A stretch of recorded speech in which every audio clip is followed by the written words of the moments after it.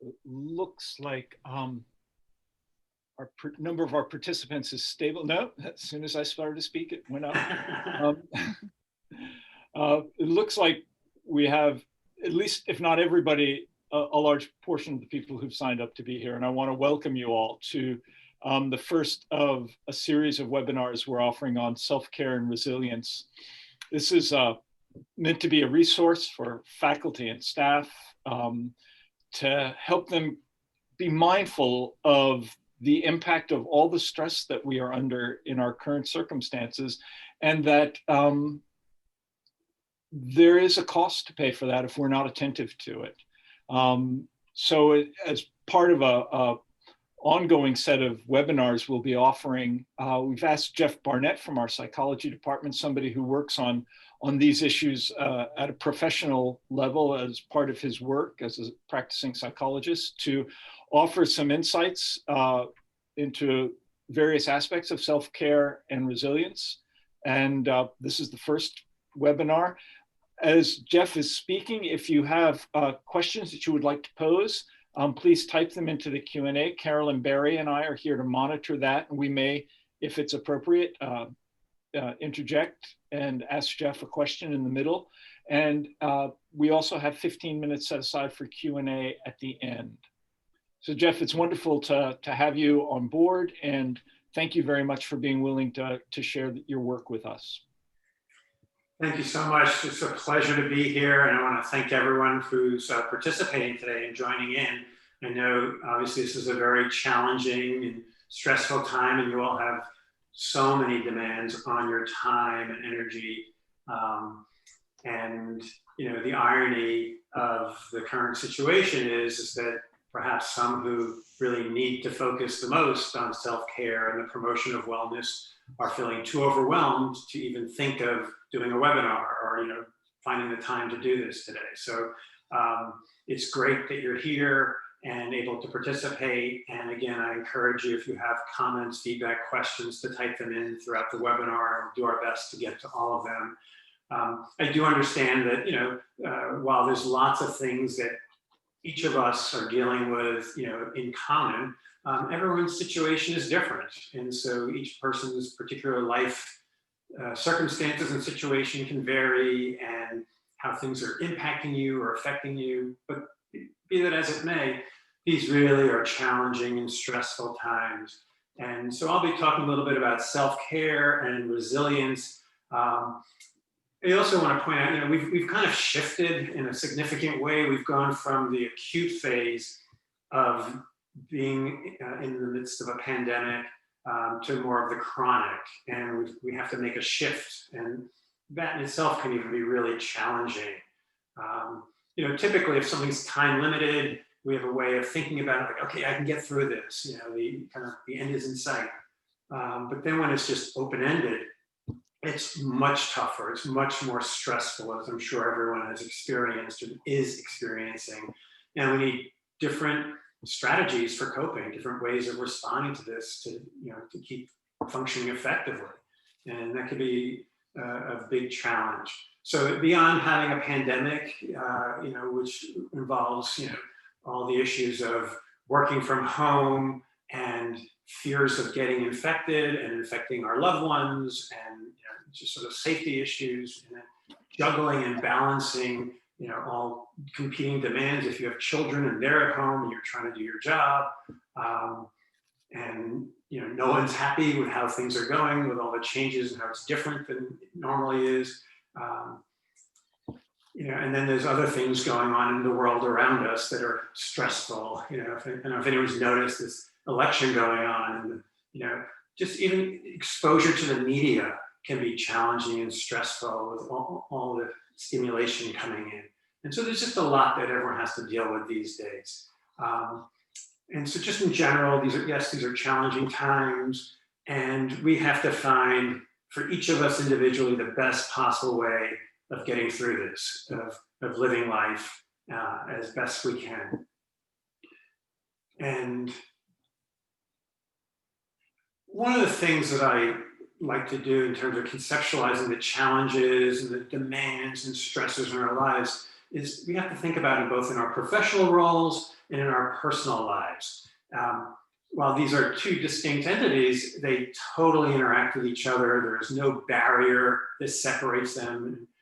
So if you have an especially tough day at work, and again, work might be conducted at home now, but if you have work that you're doing, this concept of leaving it at the office, that wasn't such a great concept to begin with.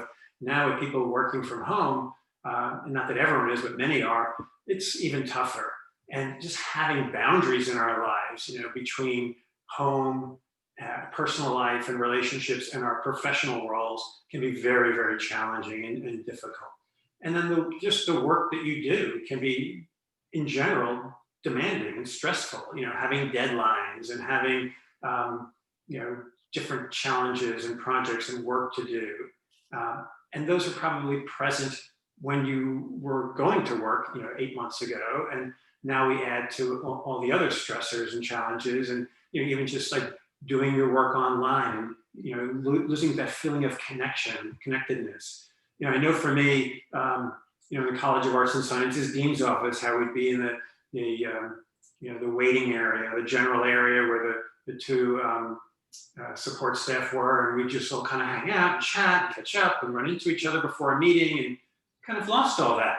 All the socialization that comes with work. We still have to do the work itself, but some of the benefits, the positives that came along with it aren't really there that much anymore. We have to make a conscious effort to not isolate and to reach out to others, and that can be challenging.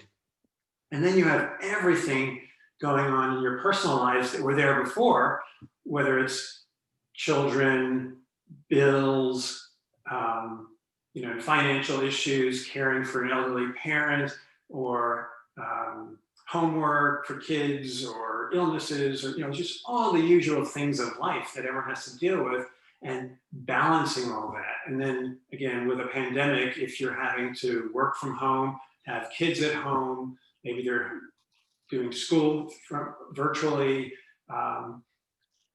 the eye can't just be left unattended the whole day while you're doing your work online. And you might have young kids perhaps, and the daycare maybe you relied on in the past is no longer available. The challenges, the demands, the stressors are much greater than they've been in the past. And again, if you have a tough time at work, that's going to carry over at home or in your personal life. And if you're dealing with numerous challenges and stresses and demands in your personal life, then that's going to affect you in your professional work. And so they interact with each other. They're not completely distinct and separate. And so in the area of what we call self-care, which I'll talk more about, the whole goal is the promotion of your wellness. And wellness can be thought of in terms of emotional and psychological, physical, in terms of your physical health and wellness, relational or relationships in your life, and then spiritual or religious. So there's different domains one can think of in terms of promoting wellness. Wellness does not happen on its own, that we actually have to take active steps to promote our wellness. And self-care are these behaviors we can engage in to promote our wellness. And again, as I've been highlighting, there are numerous threats that we're dealing with that tear away at our wellness, that kind of weigh on us. And self-care is just one of these things that it's like, if we don't practice self-care, if we don't engage in these different strategies that I'll be talking about, our wellness will suffer, and our physical health can suffer, our emotional and psychological well-being can suffer, our relationships can suffer, and our just inner sense of values and our spiritual dimension in our lives can really take a hit as well. And we have to take care of ourselves. Especially during these challenging times. It can feel selfish. There's all these other needs and demands, and we have others in our lives we have to focus on. And it can feel like, I don't have time for that, or, it's too selfish. I have to focus on others. The bottom line is, if we don't take adequate care of ourselves, over time, our ability to care for others will deteriorate or degrade. And especially during the times we're living in today, we have to make this conscious, active effort to engage in some self-care, the promotion of wellness. So this is a cartoon from the New Yorker. At the bottom it says, and that's how you make a peanut butter sandwich. So I can just imagine, going to work at the office all day and thinking, oh, this is such a tough, hard day. I worked so hard. I just can't wait to get home. The tranquility of my home, the peacefulness of home. So I don't know if any of you can relate to this cartoon. You might think, if you're in your home office, you're studying, you're online having a webinar type of thing, whether it's Zoom or Skype, and you're having meetings and you're doing all this work all day. But in the background, you're hearing like pots and pans clanging and things dropping, and hearing a crash and hearing someone say, whoopsie, or uh-oh, and you're just wondering, oh my gosh, what am I going to go out there to see? What's happening in my, so again, the professional, the personal will interact and impact each other. And also, our lives are not in control to the extent we might like. One of our challenges, one of the threats to our wellness these days is how little control we have over the world around us and our lives, and how it feels like we're always responding or reacting. And it can be wearing on you. It can really sap your energy and your motivation, and it can affect your mood. There's lots of reports in the media these days of increases in depression, increases in anxiety, in sleep-related difficulties. There was an article I read recently about how dentists during the pandemic are seeing now that they're having appointments again, are seeing so many people with cracked teeth, that so many people are clenching their jaws and grinding their teeth, what's called bruxism, during their sleep. And it's just this low-level stress that seems to be present that maybe wasn't there before or wasn't here as much before. And my thought was like, oh man, those people who have all that stress in their lives, I feel so badly for them. And then I went to the dentist like 3 weeks ago because I hadn't gone in like 10 months because my appointment kept getting canceled with the pandemic. And they said, you've got these 3 hairline fractures on the sides of your teeth. Have you been grinding your teeth or clenching your jaw lately? Like, great. And what it highlighted to me is no one is invulnerable to this. Everyone is affected by all of this to some extent or another. We're each being impacted by it. We each have to figure out how to cope, how to respond. So distress is what is described as your subjective emotional response to the many challenges, stressors, and demands in your life. So, we don't have to do a poll here, and you can't raise your hand, so it's more rhetorical, but, anyone here ever experienced any distress? Again, it's just that emotion you get in response to challenges and stresses in your life. And to me, it's like, it's there all the time. I would say this, distress, and we'll talk about burnout and a few other things, each of these falls on a continuum. It's sort of like from 0 to 100. So it's not just you're either distressed or you're tranquil, depending on the day of the week and what's happening in your life, the time of the day even. If it's the end of a long week versus you just had a great relaxing weekend and you're ready to start the new week, your level of distress can vary. But monitoring and paying attention to your personal level of distress, how much it's building up or how you're able to let it out and release it, will be important, and we'll talk more about that. And then distress left unchecked leads to burnout. And I know everyone has heard of burnout, but I want to talk a little bit about what it is. And in the next session we have of this later, I'll talk about much more detail about preventing burnout and responding and addressing it. But to just even understand what it is, because it's a term we just throw around a lot. And burnout has three main components. And so the first one is emotional exhaustion.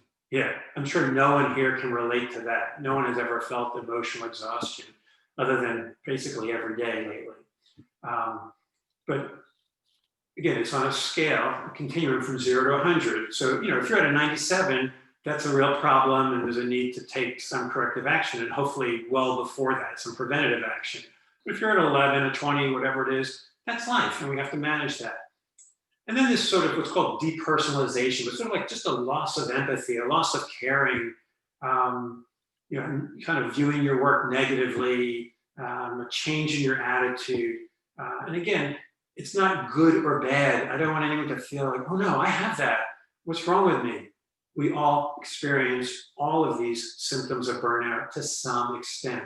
The real issue is how far along that continuum do we allow it to go before we take some kind of corrective action.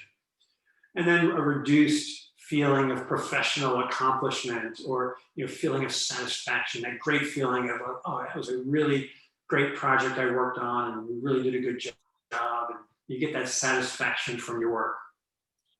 So, it's kind of depleted energy and emotional exhaustion, losing your caring and your motivation and excitement about your work, cynicism even, and then there's reduced feelings of accomplishment, of feeling good about your work. So, the best thing I can suggest right now is, you want to pay attention to these components of burnout, accepting that we all experience them. And burnout is basically just our response to chronic stressors over time and not adequately attending to them. So either we can't reduce the stressors, we can't get rid of them or escape them, or we're not engaging in appropriate self-care to manage it more effectively. And so we'll be talking more about that. But hopefully everyone can relate to these, and everyone has experienced all three of these to different extents. If it's too far down the continuum for all three of them or for any of them, then it can actually affect our wellness that I was talking about in terms of our physical health, our emotional and psychological well-being, our relationships in our lives, and even spiritually or religiously, that part of our lives can be impacted. And then there's this continuum that everything falls on. So first we have stress or stressors, and then we experience distress.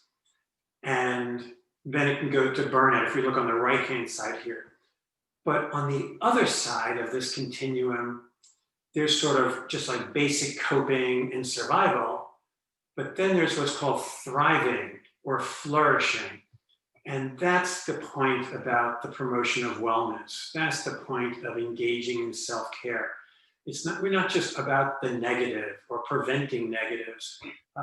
What's even better than preventing negatives is pursuing positives. And even in the face of a pandemic and working from home and being online and being socially isolated and all the different challenges and stressors and anxieties and fears and everything we're dealing with, there still are ways that we can pursue thriving and flourishing. And that'll be a big focus or emphasis of what we'll be talking about as we move forward. I think it's stress. And to me, this cartoon highlights that each of us is impacted by stress in different ways. And I feel like each of us, our bodies have its weakest link in the system. And so some people get headaches, and some people get gastric or GI kinds of distress. And some people, it's emotional, you get frustrated easily and short-tempered. They're not coping as well, not as tolerant of others or as patient. Some people get neck aches and back aches. I know for me, I can fall asleep really easily at night, but during this pandemic recently, at like 1 or 1:30, 3 or 3:30, I wake up. And it's just like that, I sort of pass out from exhaustion at the end of the day. But then once I have that kind of nap, then the adrenaline is still there and it's waking me up. I'm able to fall back to sleep, but I'm not sleeping the way I used to. And as I mentioned, I even know that I'm clenching my jaw at different times. And, And that's as a psychologist, someone who specializes in this and actively works at it. And again, it highlights no one is immune to stress. It's going to affect us each in different ways. And we have to know our personal warning signs. So rather than think, oh, this is for others, I'm fine, we have to, again, self-monitor, be self-aware, and pay attention and notice those warning signs. I think it's always better to engage in prevention whenever possible.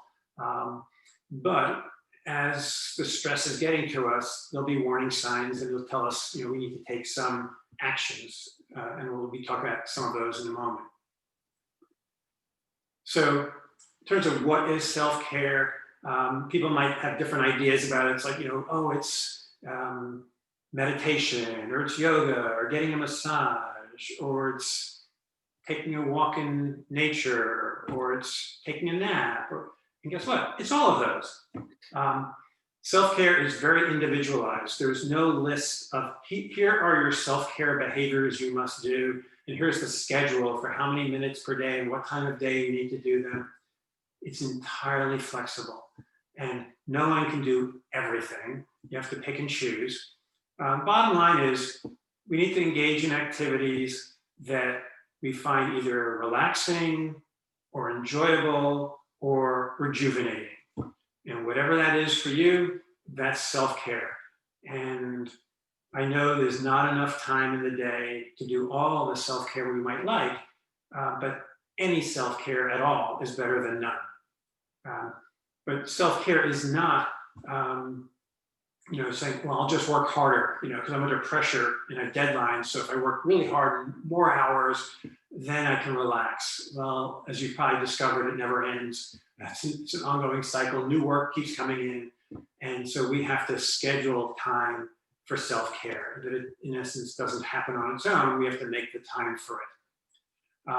And there are many myths about self-care, but things like, and I've said some of them, but like, this is for others. So the weak people need self-care, but someone who's really strong like me, I don't need it. Or I don't have time for self-care, I'll get to it later.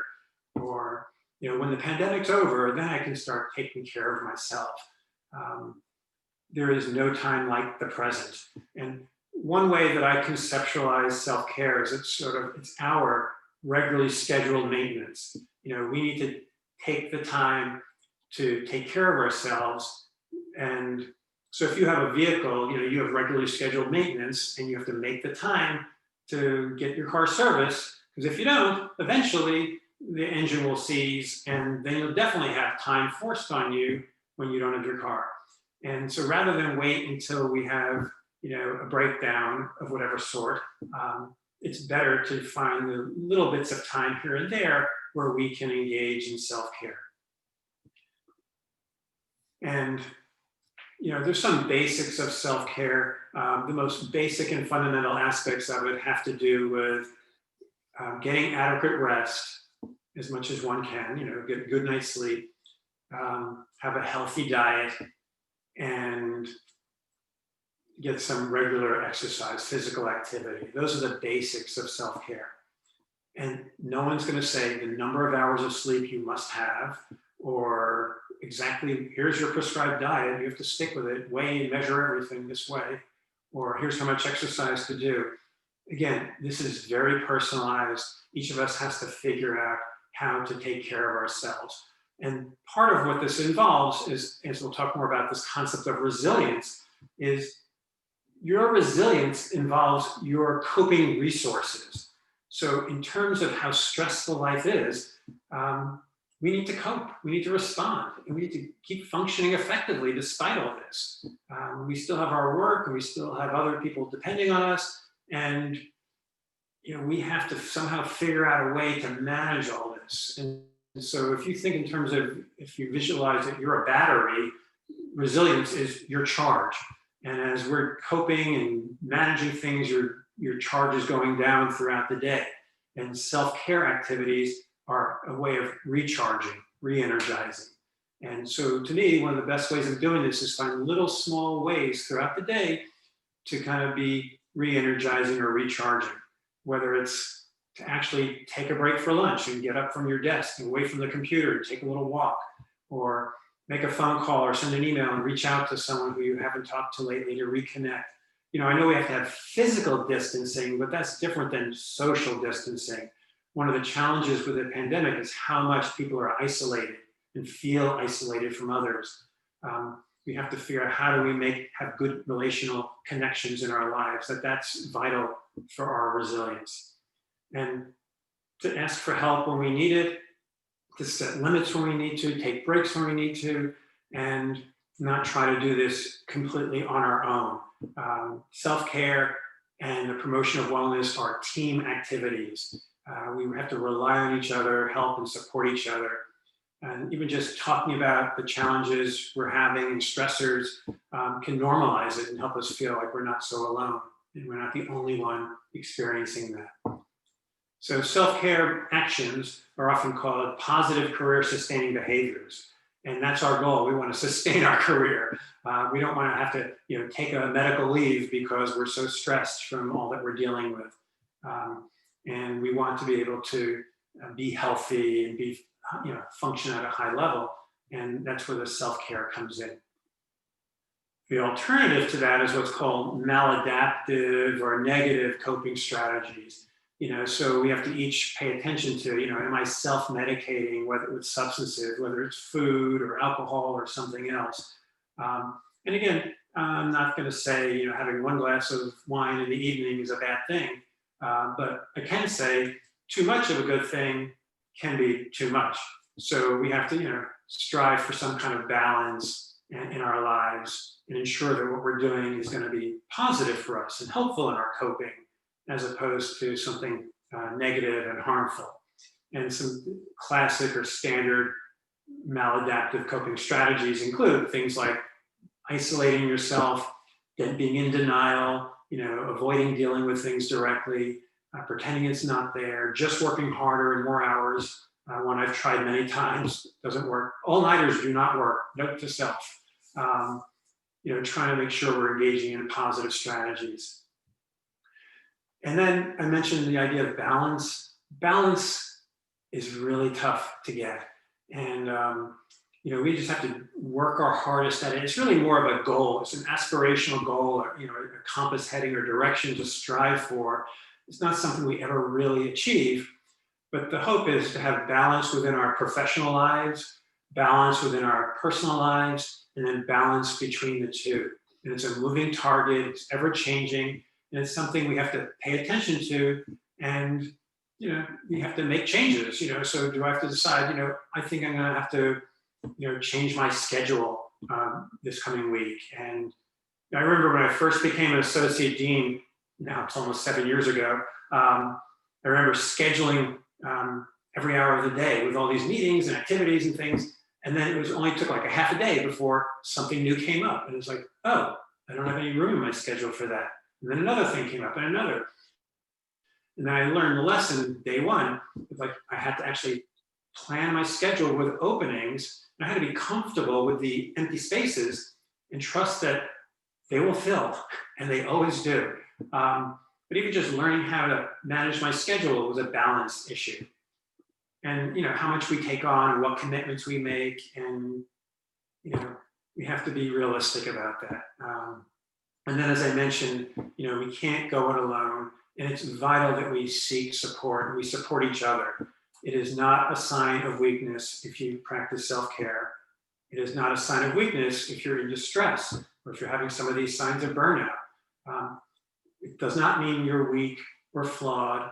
It does not mean anything along those lines. What it means is you're human, and that's the natural human response to all that we're all having to cope with and deal with these days. And by reaching out for support, by talking about it, by helping each other, even just emotional support can make such a big difference. So I've talked about resilience, and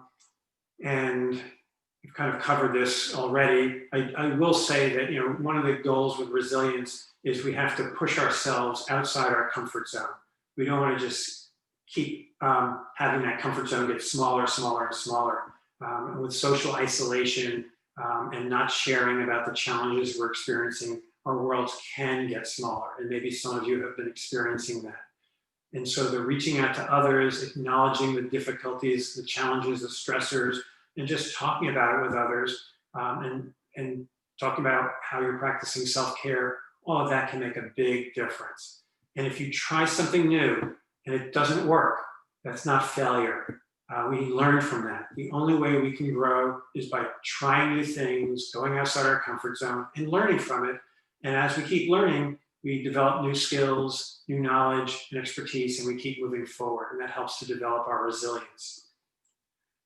So some key points. I know our time is limited today, so I have to be brief, and we'll talk more another time, hopefully. It's vital that we each accept the need to engage in these positive career sustaining behaviors, that we practice ongoing self-care, and we make time for it, and we plan for it, and build it into our schedules. And there should not be, well, you might feel shame or guilt. All I can say is, while those are natural human emotions, it's appropriate to need self-care, and it's appropriate to need others in our lives and to support each other. And there is no finish line. No one's ever done with resilience or self-care. No one says, oh, great, my life's in balance, it's perfect. If you're all laughing right now, you get it. So this is an approach, this is a way of living, this is something to start just trying to bring into your life more on a daily basis. And again, this idea that it's not all or nothing. It's not about how good you are at self-care. You don't get graded on it or a score. Any self-care is a lot better than none. And just making the effort, even if it doesn't go well or according to plan, making that effort is what makes a difference. And again, with balance, you're just striving for it. It's just a direction to move toward. And again, the more we can talk with each other for support, the more kind of photocopier or water cooler talk and support, the better. And if it has to be done virtually, so be it. So for you to start this process, and we'll talk more about this the next time, you're not going to do this moment, but everyone has access to these slides. You can sit down, and either at your computer or on a pad with a pen, make a list. What are the major stressors in your life at present? Take an inventory of the stressors in your life and write them down. You might think, I know what they are. Just to stop and think about it and write them down really does help. And to put it on paper, just get it out of your head and down on the paper can help. And then take an inventory. Again, what are the positive self-care activities you're currently engaging in? What are those things you do, not because it's a work requirement, but things you do for yourself, either enjoyable or relaxing or rejuvenating? And then, are there any barriers for you engaging in ongoing effective self-care in your life these days? What are some of the barriers, like time, for example, or other obligations? But to write those down as well, because once we write them down, we can start looking at what can I do about it? And then, are you engaging in any of these negative or maladaptive coping strategies? Because we all do. And to write those down, and how are those affecting you? And then what changes are needed in your life to be more in balance? Just kind of thinking through and going through these steps and writing them down is a first step for moving forward with a self-care plan, which is something we can talk more about the next time. And again, what are some things you can do to promote your resilience? Those are all important. I have a slide here which just, we have anticipated, if there's an interest, additional sessions, and here are the sort of a listing of the types of things that I would focus on and we could work on for those who might be interested. But in the interest of time for today, that's really what I wanted to present. And hopefully if there are comments or feedback or thoughts to share or specific questions, that we could go ahead and get to those now.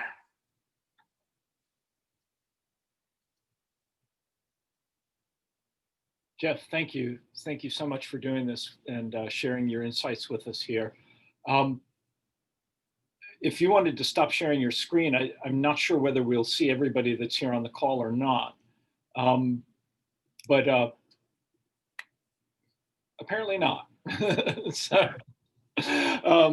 So there are two ways, I think, for you to ask your questions. One is to raise your hand and And then I think the other piece is to write it into the Q&A part, and Carolyn and I will be monitoring those and pass them on to Jeff. I have one question that emerged, and I appreciate your talk, Jeff. Yes. So in talking with lots of friends during COVID, at social distant gatherings and stuff, one of the things that struck me is that I have a bunch of friends who they love to host parties, right? They love to, they have like 2 parties in a given year that they have kind of barbecue or holiday gathering and stuff. And so what if the things that you like to do for self-care are things that you can't do right now? Then what do you do? That's a great question. And again, it's universal. So many people are dealing with this. That's partially why I want people to do a self-care inventory. What are the things I'm currently doing? And then maybe what are the things I wish I can do? Sort of what are some of the barriers? But we have to be realistic on a couple of levels here. So one level is, how much risk am I comfortable taking for myself and for my loved ones? So, because you can go to parties, I know, we see on college campuses in the news these days about, 700 cases here and 300 there, so people are like, but I need to do this. I need to be with my friends, or I need to go to that party. It's tough. I mean, we're having to give up things. And, one of the challenges with this pandemic is that we have all these losses, and we have to grieve the losses and make these tremendous adjustments in our lives. And part of resilience is creativity and flexibility. So, can I do a socially distanced gathering with friends where everyone brings their own lawn chair and they all sit in the driveway or the backyard, and everyone brings their own drink and hors d'oeuvre or whatever, and they're 10 feet apart, and they have a fire pit in the middle or whatever. And, that's not as good as what you used to do, but that's a lot better than sitting home by yourself, or maybe a lot better than doing it on Zoom. So it's tough. Again, the rules have changed. We've had to give up a lot. And my best suggestion is, rather than focus so much on what we can't do, focus on what's my underlying need or goal or objective here.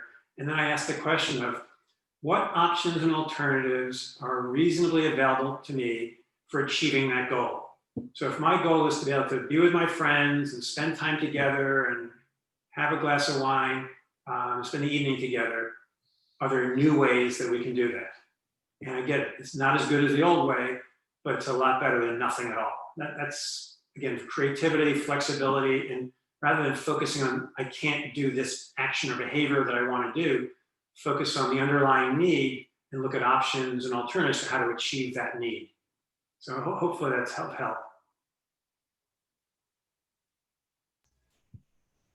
Thanks. That is.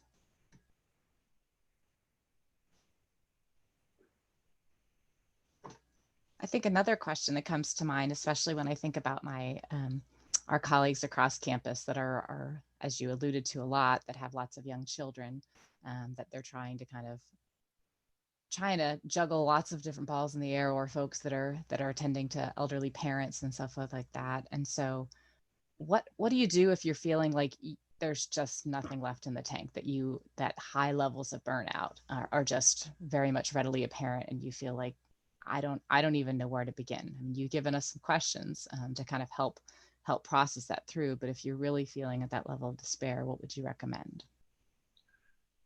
Well, again, as you're highlighting, and as I mentioned before, prevention is always better than mopping up a mess, but prevention can only work so well. And under the current circumstances in some people's lives, people really are struggling, and there truly are not enough hours in the day, and there aren't enough units of energy inside of us. And, people are just feeling totally spent, just used up and depleted. And as you say, suffering from burnout. I know this is going to sound more theoretical than reality-based, but at some point in time, we have to just start saying no to some things, and we have to set some limits. Maybe a person doesn't have time or the ability to take a mental health day, but can you take a mental health hour? Can you take a mental health 15 minutes? As I mentioned before, self-care doesn't have to be all or nothing. It can be little things that you can do for yourself throughout the day. And again, asking for help, asking for support, and acknowledging the needs. Tell your supervisor at work what you're going through and how much you're struggling, and say, can I skip that Zoom meeting, Thursday morning, and start work at 9:30 instead of 7 a.m. or whatever it might be, or I need to do this for my child or my parent. Can I be excused from such and such? I know the work needs to get done. I know people do have to do their jobs or else everything falls apart. But just trying to work harder and just sort of ignoring the reality of how it's affecting us won't work. So, sometimes we have to just take a step back, take a break, and try to re-energize or rejuvenate. And if we don't take that step back, it's hard to recover.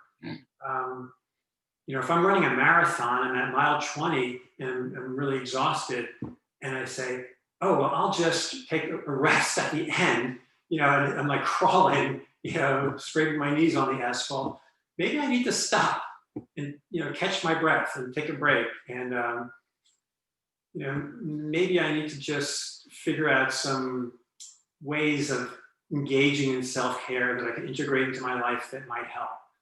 But again, I understand the reality of people's lives. I don't want to minimize that. It often feels like we all have more to cope with and more to do and deal with than we have the capacity for. Again, I think we have to be creative. Can we help each other? I know like people have babysitting co-ops. I know during the pandemic, that's not a great example maybe, but just ways of supporting and helping each other. And the more people feel alone, the more they feel like I can't tell anyone about this, the tougher it'll be. And sometimes if you ask for help or tell your supervisor or boss what's going on, you might be pleasantly surprised. You might be amazed how sympathetic and understanding and supportive they are, and how they might actually have some really good ideas that would be helpful. And the only way to find that out is to take that chance.